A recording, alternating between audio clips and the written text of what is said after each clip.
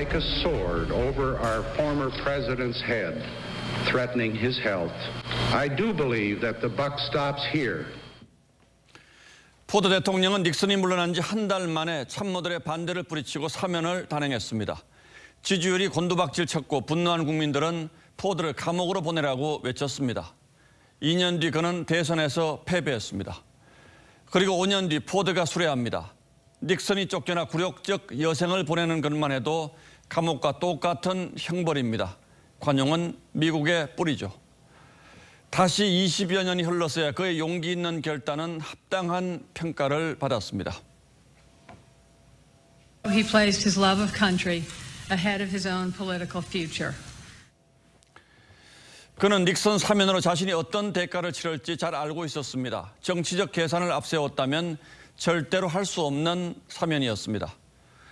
문재인 대통령 역시 박근혜 전 대통령을 사면하기까지 고뇌의 시간을 거쳤으리라 믿습니다. 올 초만 해도 국민적인 공감대가 부족하고 국민 통합을 해칠 수 있다며 두 전직 대통령 사면 건의를 거부했음을 생각하면 더욱 그렇습니다. 그런데 이번 사면에 이르러선 국민 통합이 절실하다고 했습니다.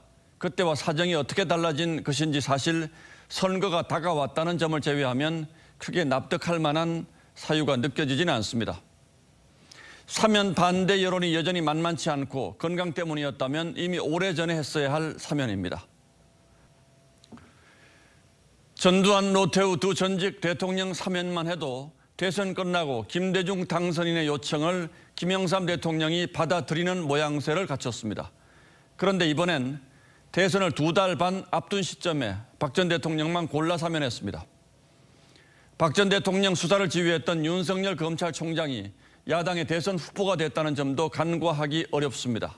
청와대는 선거의 유불리를 전혀 고려하지 않았다지만 어떤 형태로든 대선에 상당한 영향을 미칠 것이라는 데는 이견이 적을 듯합니다. 그리고 또 하나 떨치기 어려운 의구심이 있습니다.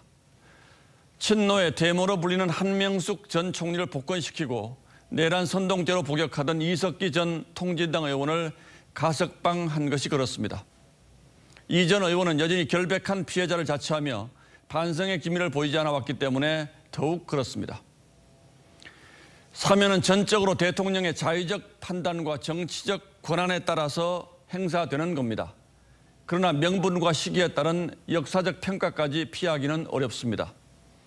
이번 사면 역시 반대하는 국민이 있는가 하면 찬성하는 국민이 있고 또 한편으론 너무 늦었다는 비판도 적지 않습니다. 때문에 많은 국민들이 사면의 적절성 여부보다는 국민 통합을 위한 대승적 차원의 사면이었는지 아니면 국민을 다시 한번 분열시키기 위한 정략적 사면인지를 묻고 있는 겁니다. 12월 27일 앵커의 시선은 무엇이 그리 절실했을까요? 였습니다.